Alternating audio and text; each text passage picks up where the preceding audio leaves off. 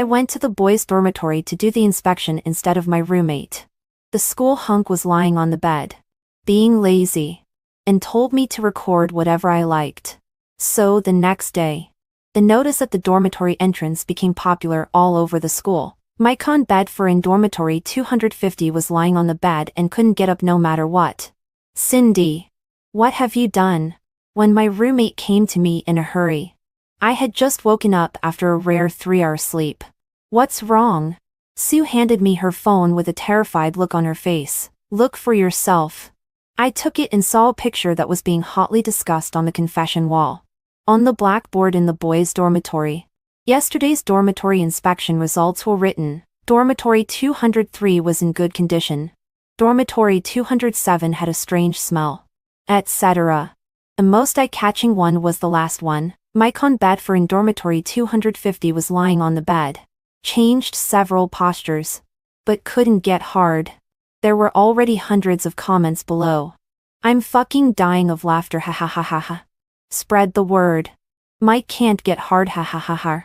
I want to know who is this talented person. Stop laughing. Mike hasn't even slept.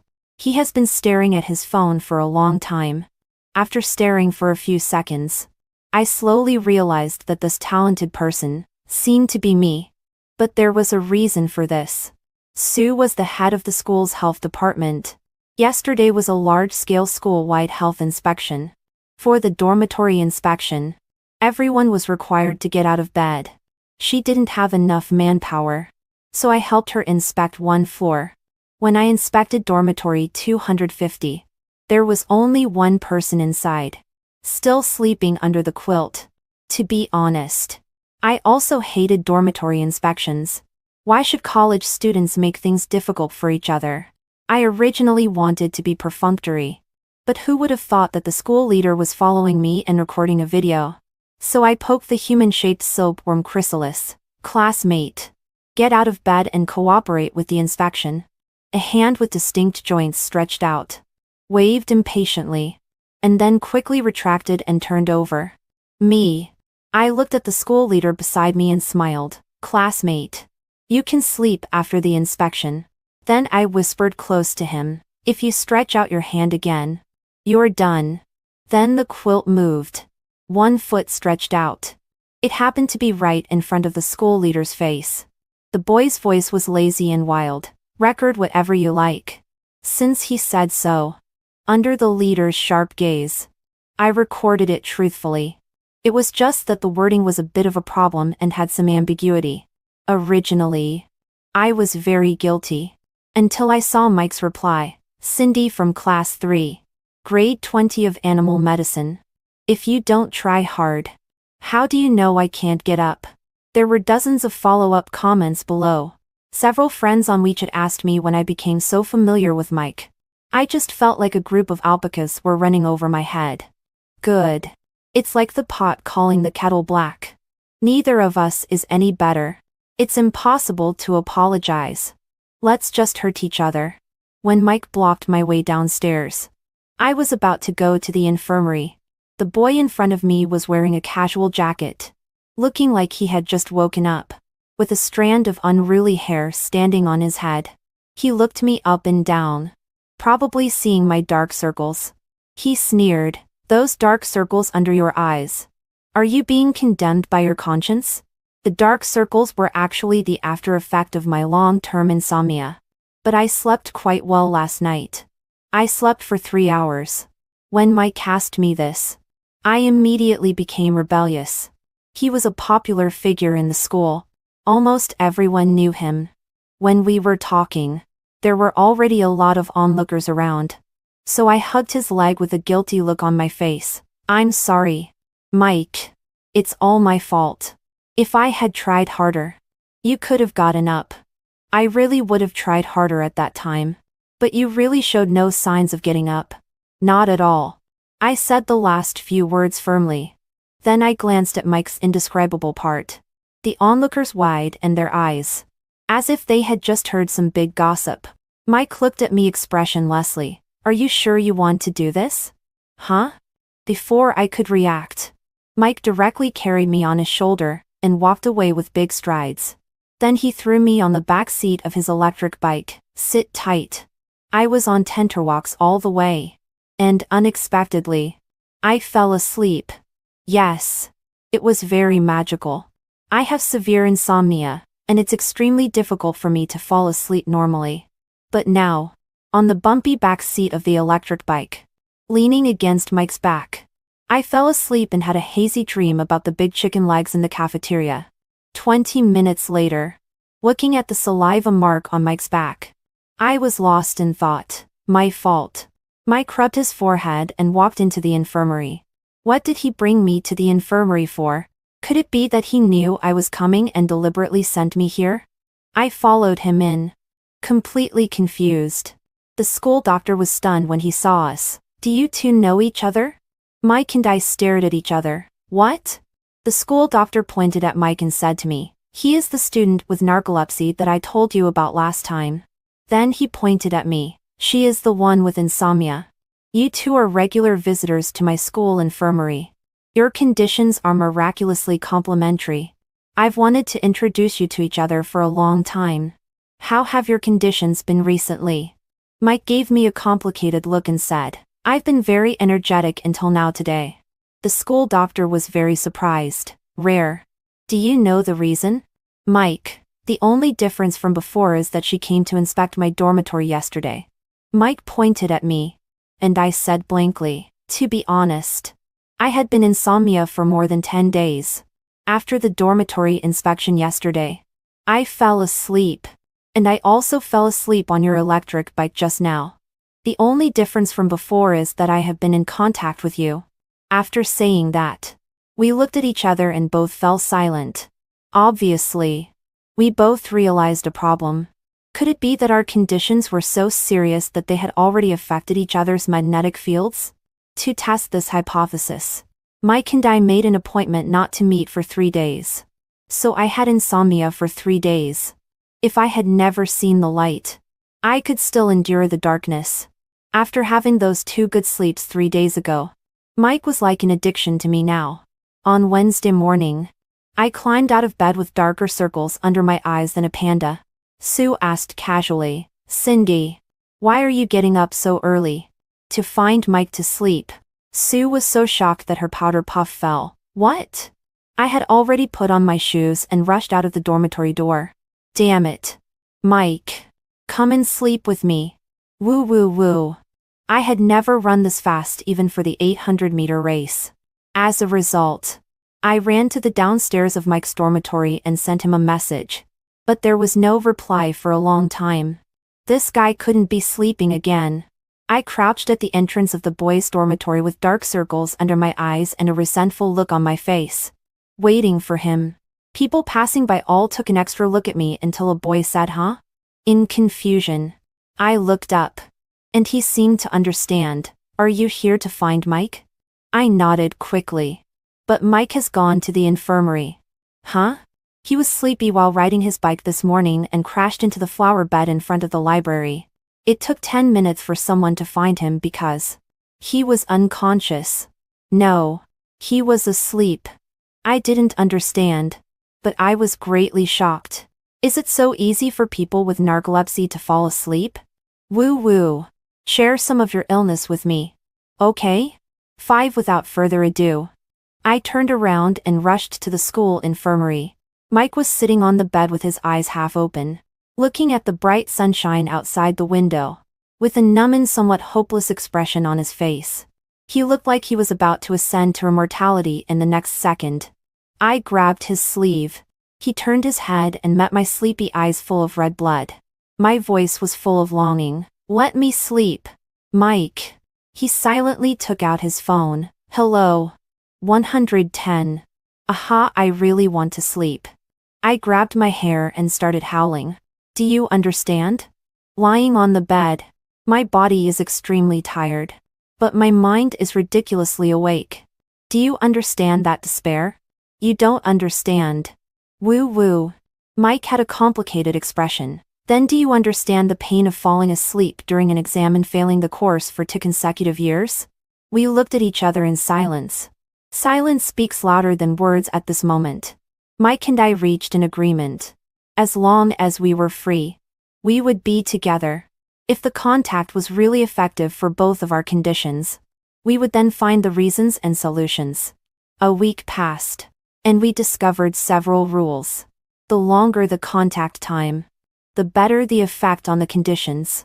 For example, if we were in contact for 1 hour today, I could sleep for 2 hours at night, and Mike could stay awake for 3 hours without feeling sleepy. The closer the contact, the better the effect would also be. After listening to our words, the school doctor exclaimed it was a medical miracle. Promise me that you will get along well. My doctoral thesis depends on you. I also thought that we would live happily ever after. Oh no. Cooperate like this forever. But on the 9th day, an accident occurred. 6 logically speaking, the contact time that day was enough for a good sleep. But at night, I had insomnia again. I tossed and turned in bed and couldn't fall asleep, staring at the bed curtain all night. The next day, I hurried to find Mike. He was in class. I stood at the back door and took a look inside. Mike was sitting by the window, under the sunshine. He was about to fall asleep. Sure enough, his narcolepsy had also started again. Finally, the bell rang for the end of class. Seeing that Mike finally woke up, he took a look at me and quickly understood what I meant. He stood up and was about to come out when suddenly a girl blocked his way. She chattered something that I couldn't hear. Mike tried to go left. She blocked him on the left. He tried to go right. She blocked him on the right. Oh, my impatient temper. I directly went in, pushed the girl aside, and grabbed Mike's wrist to pull him out. The girl immediately shouted, "What are you doing? Are you in such a hurry to die?" I sincerely nodded. You know, college students can die easily. She looked at me unpleasantly. You're sick. I nodded again. Yes. Yes. Mike is my medicine. I was very comfortable seeing her choked with anger. Suddenly, a chuckle came from beside me.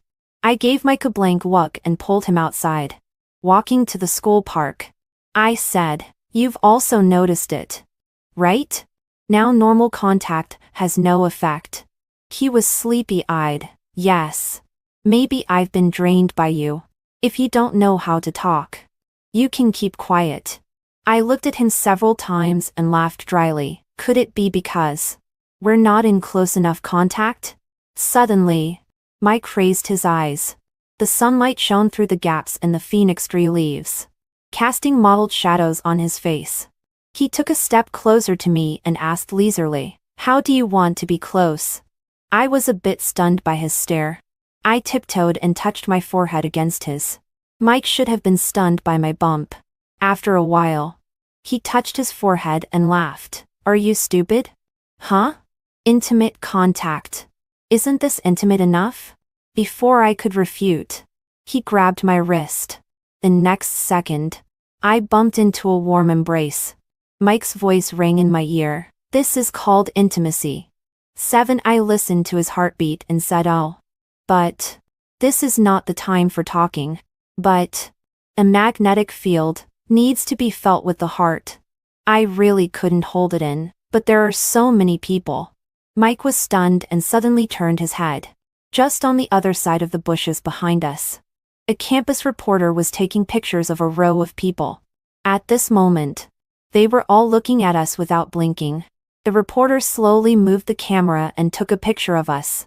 Even when he walked away, we could still hear his excited voice. "Tomorrow's campus gossip headline will surely be mine." Ha ha ha ha. Me. Mike. Sure enough, the next day, a piece of gossip about us was posted on the confession wall. The general content was, because Mike couldn't get hard, his relationship with his girlfriend broke down. Suspected of being drained, he tried hard to salvage the relationship and finally the two hugged affectionately. I really want to meet this writer, then jump on his head and rip it open to see what junk is inside. I think this matter must be clarified. Mike's reputation was almost ruined.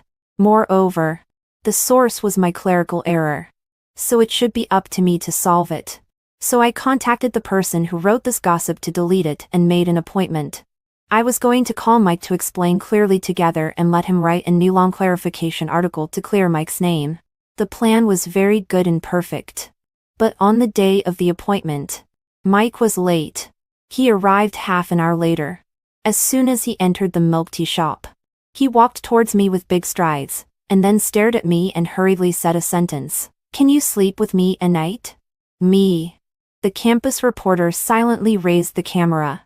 Under my intimidating gaze, he put it down again. Then he picked up the pen, rambling lie. "Just like this. This rumor can't be cleared up." Mike said the reason he was in such a hurry was that there was a basketball game between University A and University D tomorrow.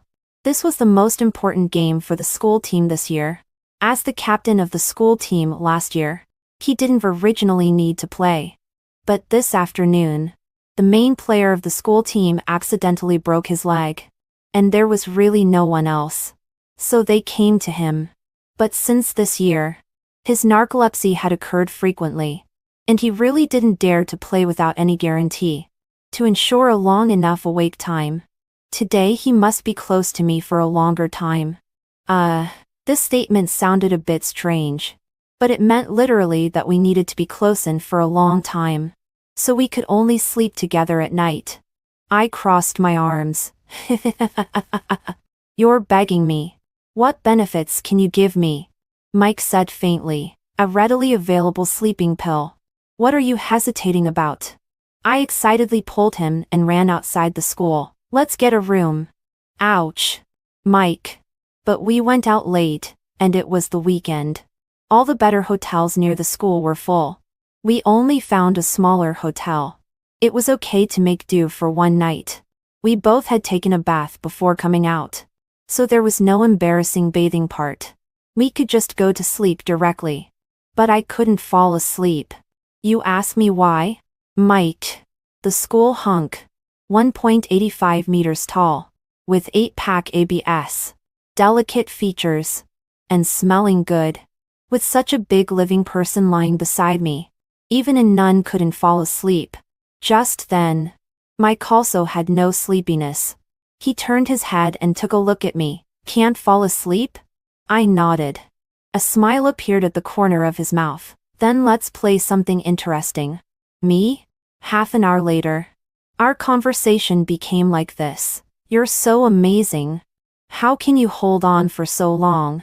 "No. Be careful when you put it in. Slowly pull it out. Don't use so much force. I'm stuffed." Knock. Knock. Knock. Suddenly there was a knock on the door. Mike and I looked at each other. Mike went to open the door. There was a blushing big brother standing at the door. The big brother said with difficulty, "Brother, the sound insulation in this hotel is not good. You go to sleep early." Alas. Even I, a grown man, blushed and my heart beat faster when I heard you. He took a peek inside with his peripheral vision and happened to meet my eyes. The big brother was stunned. My face was covered with slips of paper. I was holding a kebab in one hand. And there was a building block lottery in front of me. My hand was carefully pulling out one of the sticks. I don't know whether we were more embarrassed or the big brother was at this moment. 9 After such a commotion, I finally felt sleepy. I directly fell into a deep sleep. I don't know how long it had passed. I was still having a long and messy dream. Dreaming of the hairless cat adopted in the courtyard. It often lay on its back, and let people touch its belly. I was happily dreaming and turned over. My palm just landed on a smooth skin. In my dream, I was rubbing the cat's belly, and my hand unconsciously started to move around. Suddenly, I touched a bump. The feel was a bit different. Was the kitten pregnant? Why was it so hard here? So I couldn't help but scratch it. There was a muffled groan beside me. Mike grabbed my hand all at once, turned over and restrained me from above. His ear tips were so red as if they were about to drip blood. He gritted his teeth and said shyly and angrily, "Have you touched enough?" I immediately woke up and quickly glanced at his chest. Oh no. The color was different. Damn it. Cindy. Are you still human? Why are you thinking about this at this time? I took another look at Mike and preemptively said, Why did you take off your clothes? What do you want to do? Mike looked at his chest following my line of sight. As if being electrocuted. He suddenly turned over and put on his short-sleeve shirt. Stuttering a bit, it was too hot at midnight. I subconsciously took off my clothes. Sorry. Off. I'm so magnanimous. I forgive you. After saying that, without waiting for Mike to react, I quickly got up and ran away. Their game started at 11 o'clock. I went back to the dormitory and found that my roommates were all dressed up beautifully and ready to go to the basketball game. Sue said, I heard that there are a lot of handsome guys in the D University team coming today. Cindy, do you want to go with us to have a look? I wasn't interested at first. I casually glanced at the photo of the D University basketball players that Sue showed me.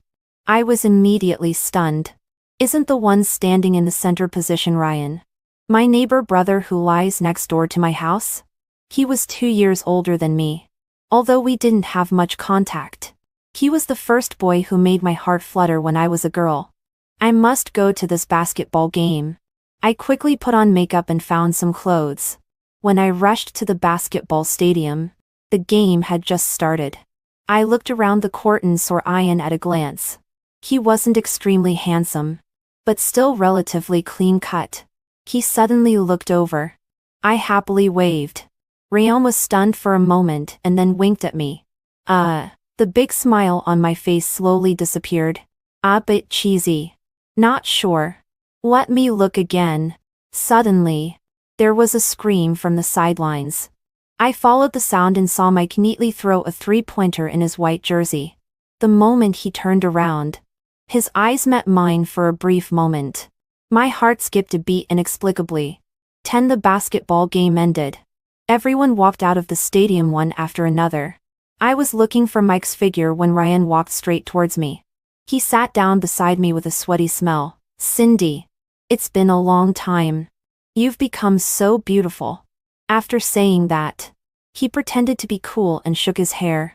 Maybe he thought he was very handsome. But I wiped the sweat droplets that splashed on my arm. I really didn't know what to say. I could only laugh dryly. It hasn't been that long. We saw each other during the Chinese New Year last year. Ryan suddenly started to look me up and down and smiled a bit lewdly. Did you dress up specially today? I endured. Ryan, knowing that I was coming. Did you dress up for me? I endured again. Ryan, you like pink so much. Is your underwear also pink? Damn it. I really couldn't bear it anymore. I smiled and waved to him. I'll tell you quietly. Ryan happily leaned closer. I swung my arm round and slapped him. The palm print is also pink. Is it beautiful? How can there be such a violent girl like you? Do you know what civilization is? Ryan cursed and covered his face and shouted.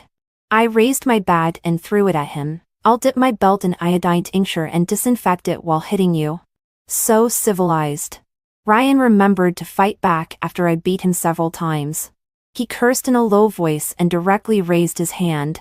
But before his fist could fall, it was intercepted halfway. I turned around in surprise and saw Mike standing beside me with a gloomy face. He twisted Ryan's arm and forced him to step back. Then he kicked him to the ground and said coldly, "Get lost." Ryan was probably not convinced and still wanted to resist. But when he saw that all his teammates had left, he was too cowardly to say anything and ran away in a hurry while still cursing. Listening to his words, I had very complicated feelings. 17 Mike sat with me on the stands. I was extremely depressed. In my impression, he wasn't this kind of person. I still remember that he liked to wear white t-shirts and had a neat crew cut. He was my favorite type. When I was in junior high school, every day when I met him on my way to school, he would smile at me. How can a person change so much? Thinking about my first love feeling in junior high school, I just felt really bad. I wailed. I might as well not have come. My youth. Mike sat beside me and was silent for a while. He patted my shoulder with a complicated look. It's not your fault for having bad taste. If you had known me at that time, you would have known the difference after comparison. Me. Thanks. You're really good at comforting. A few days later, we made an appointment to go to the infirmary for an examination. As soon as I saw Mike when I walked out of the dormitory, I was stunned. He had cut a crew cut. His originally soft facial contour had a bit more of a ruffian air. There was no girl passing by who didn't take an extra look at him. Damn it. He became even more handsome. Seeing me, he showed off with his eyebrows raised. See? This is the correct way to have a crew cut. I couldn't help but laugh out loud. When we arrived at the infirmary, the school doctor asked us to record our sleep and mental conditions during this period in the infirmary. So Mike and I each occupied one side of the table. But recently the weather was still a bit stuffy. I fell asleep lying on the table halfway through writing. When I woke up, it was already dark. Mike stood by the window with a complicated expression. There is a bad news and an even worse news. Which one do you want to hear first? My heart skipped a beat. I always had a bad premonition. The bad news. Mike, my cell phone is out of battery. What kind of bad news is this? I frowned. Then what is the even worse news? Mike, go out and have a look. I stood up in confusion and walked towards the door of the infirmary. I twisted the doorknob but couldn't open it. Why can't it be opened? Mike, this is the even worse news. While I was sleeping, the door outside the infirmary was locked, and Mike was wearing headphones and playing with his phone while waiting for the school doctor. He didn't hear it either. So at 9 o'clock in the evening, we, a man and a woman, were locked in the small infirmary. I looked at my cell phone that was charging outside and laughed dryly. It's okay. Someone will pass by later, and we can call for help. Besides, there is still a light here. What are we afraid of? Before I finished speaking, the light went out. I shivered and laughed again. It doesn't matter without the light. We all believe in science. Just as I finished speaking, my eyes swept over the calendar on the table and I was petrified. The first day of the 10th lunar month. The Cold Clothes Festival. One of the 4 major ghost festivals. 12. It would be a lie to say that I wasn't scared. But I was still trying to hold on. Mike sat down by the window and patted the space beside him. Sit. I quickly ran over and sat beside him. There was a wind blowing past my ear. And out of fear, I moved closer to Mike. There was a faint smile on Mike's lips. Are you scared? I nodded vigorously. When I was a kid, I was terribly frightened by horror movies. It was all my brother's fault. He always told me ghost stories to scare me. Rather envious. What? Mike said. I also really want to have a younger brother. I looked at his lower body. Don't you have one? Mike? He expressionlessly pushed away my hand that was pulling his sleeve. I shamelessly grabbed it again. Look. The atmosphere is much better now. Right? I'm not scared at all. Out of the corner of my eye, I saw a white figure flash by outside the window. I screamed and threw myself into Mike's arms. A dirty thing. There's a dirty thing. I didn't dare to look outside and held onto Mike's waist tightly without letting go. I just felt that Mike's breathing seemed to become a bit heavier. He reached out and put his arm around my shoulder. His voice a bit hoarse. Don't be afraid. Only then did I calm down and realize that this posture was too much. I reluctantly got out of Mike's arms and, mustering my courage, wanted to take another look outside. Suddenly, Mike reached out and covered my eyes. If you're scared, don't look. There's nothing outside. I nodded blankly. Oh.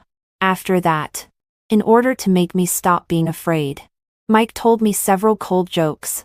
In return, I said, do you listen to songs? Mike was stunned. Isn't your phone outside? I said, I'll sing for you. Mike smiled. And then I cleared my throat and took out my best-kept song. 13. We were rescued 2 hours later. Fortunately, we managed to enter the dormitory before the curfew. I slept until dawn. The next day, Sue, with a terrified look on her face, held her phone and said, "Cindy, don't go to the school infirmary these days at all." I was stunned. "What's wrong?" Sue said mysteriously. "Yesterday was the Cold Clothes Festival, right? I heard that there was a ghost there." I knew it. The white figure I saw last night wasn't an illusion. The more I thought about it, the more scared I became. I nervously hugged my small quilt. "Tell me more."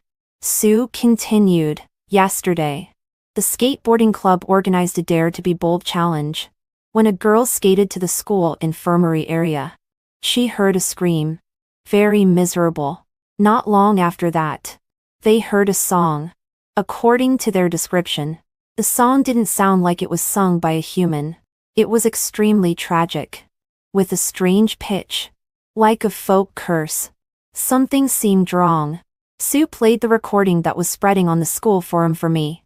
I fell silent as I listened to my own voice.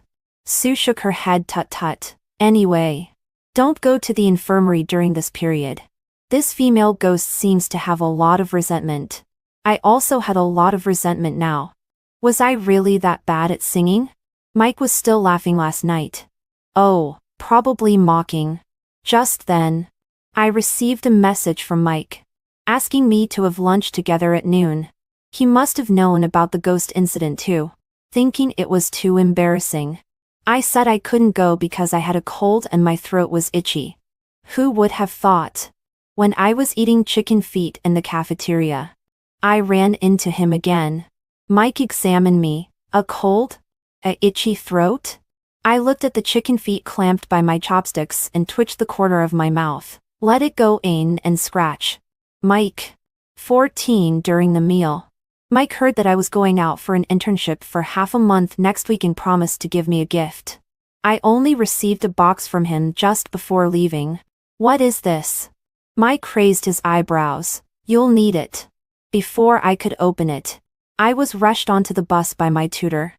Seeing the beautifully packaged gift box in my hand, my classmates' gossipy souls were burning brightly. They urged me to open it and have a look. For a moment, driven by vanity, I embarrassedly hesitated for a while. Oh, there are so many people. How embarrassing. Hurry up. Hurry up. It's from Mike. The packaging is so beautiful. It must be a bag. I guess it's shoes. With an excited heart and trembling hands, under the expectant gazes of everyone, I opened the box and took out a used boy's pajama. There was complete silence around. A classmate blushed and turned his eyes to the window. The scenery outside is so, oh no, so beautiful.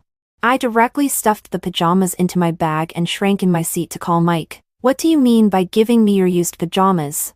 It seemed that he was walking on the other side, and the background was a bit noisy. "Aren't you not coming back for half a month? If you can't see me, you can't be insomniac for half a month, right? I'll give you my pajamas. Put it beside you when you sleep at night. It might be useful." I took a deep breath. "Your starting point is good. But don't start yet." After saying that, I suddenly thought of something and asked him, "Then what about you? When I'm not here, don't ride your bike. Okay? Okay. When you sleep in class, remember to be more discreet. If you get caught, you'll have to stand and sleep. Okay. Pay attention when you walk, and don't bump into a tree." There was a low laugh from the other side. "Cindy, are you worried about me?" I was stunned, and my heart fluttered for a moment. Before I could think of something to prevaricate, there was a bang on the other side. I asked, "What happened to you?" "Mike?" "Nothing. I'll hang up first." After hanging up the phone, I was a bit worried that something had happened to Mike. Just as I was about to ask his roommate, I saw a freshly released video on the confession wall. Mike was walking on the road, talking on the phone and giggling stupidly. And then he bumped his head into a tree. A bit silly, and also a bit cute. I couldn't help but laugh out loud. 15 Mike's pajamas seemed to be really useful in the internship dormitory. Although I didn't sleep very well, holding his pajamas, I could doze off for a while at least. One day, when I really couldn't fall asleep, I sent a message to Mike. Are you asleep? Mike, no. I showed off. Is it that without me, you found that you can't live without me? The typing indication on the other side showed for a while, and then a voice message was sent over. With a chuckle and a hint of doting, yes. So come back quickly and save me. It was like coaxing a child. But I had no proof. Mike asked again, have you had dinner? Just ate Nazha's body. Mike, I said, oatmeal. Mike. He sent a long voice message. I didn't need to listen to know that he was saying I was crazy. I typed with a smile. I like the way you can't stand me but can't get rid of me. As a result, I didn't hold my phone firmly. Halfway through typing, it hit my nose directly. It made my eyes water. When I picked up my phone again, I found that I had sent the first half. I like you. Damn it. I exclaimed and quickly clicked, recall. So fast. Mike probably didn't see it. Right? I felt a bit guilty. But why was I also a bit expectant? Oh no. It seems that I'm addicted to Mike. No, it must be that we've been in contact for too long and I've become dependent. After being apart for half a month, I'll return to normal. I thought so and firmly believed it. Until the end of the internship half a month later. My tutor asked me with a solemn face, what is Mike to you? I was shocked. How do you know? No, Mike has nothing to do with me. My tutor looked at me faintly. Are you sure? Then he pointed at the small animals in the clinic and roared, you named that dog Momo. That cat Song Song. The parrot Song Xiao Mo. The hamster Song Damo. And even more ridiculously, that pig. You named it Mo Bao. Now if you don't call it baby a few times before meals, it won't eat. My tutor looked up at the sky in distress. Cindy. How are you going to repay them? I turned my head and made eye contact with the pig's innocent eyes. I actually moved my eyes away in shame. When I was pulling my luggage back to school, I ran into the school doctor. She looked me up and down and smiled. You look quite energetic. Are you okay too? I was stunned. Too? The school doctor's sister nodded. Yes. Mike also received treatment in the hospital before, during the time you were away. His daily routine has become normal. How about you? Has your insomnia improved? I had mixed feelings and didn't speak for a while. After chatting casually with the school doctor and parting, I stood at the school intersection, my mind in a mess. So Mike had been receiving treatment all along. He was looking for a way to live a normal life without me. But I was becoming more and more dependent on him. This was not good. 16 After returning to the dormitory, Sue updated me on the gossips that had happened in the school these days. I only remembered one of them. Mike had been looking for a senior sister in the medical department, the campus belle. For 3 consecutive days, I saw the photo taken by passersby. A handsome man and a beautiful woman were sitting together having dinner, looking very well matched. Oh no. So was this the reason why he was so eager to cure himself and get rid of me? Then I must do a desensitization training for myself. Challenge. Not depending on Mike for a week. Day 1 of the challenge. Failed. On the basketball court. As soon as I saw him, I turned around and ran. Mike grabbed my hat and dragged me into the utility room like a chicken. He propped his hands on either side of my head and stared at me meaningfully. What are you running away from? I lied blatantly. I'm not running away. Mike didn't say anything. My voice also lowered. Don't need me anymore? Mike. What? Someone outside called him. Mike grabbed my wrist and led me onto the basketball court. Then pointed to a position. Wait for me there. I nodded. Today was the final of the 5-school league. Mike led the school team to dominate the whole game and won with a crushing victory.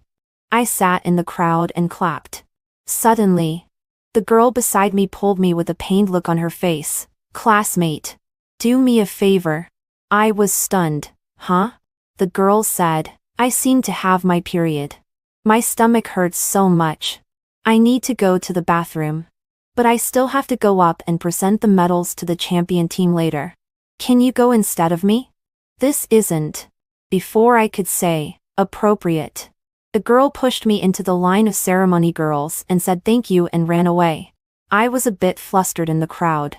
When I followed them onto the stage, my mind was still blank. Mike, as the captain, stood on the podium. When he saw me, a flash of surprise showed in his eyes. And then he was full of tenderness.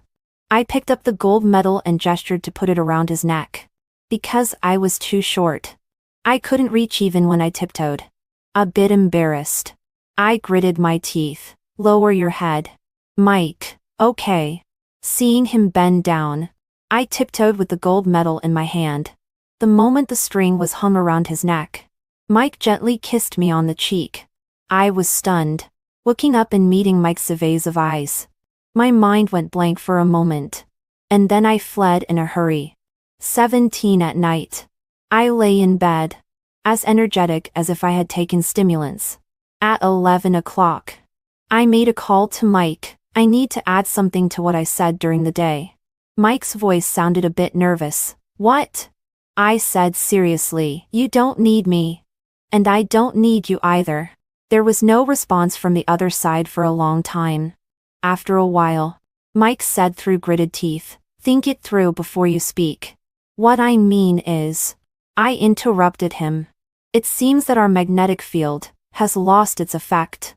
I haven't been able to fall asleep until now. Mike, why?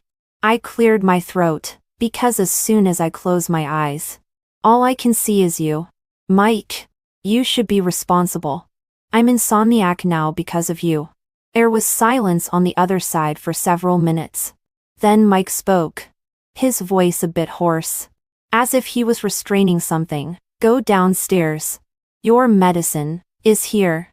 18 in the middle of the night.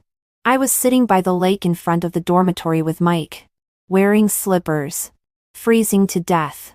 Mike sighed in exasperation, turned me to a different direction, and then let me put my feet in his arms. I huddled in my coat, not knowing what to say.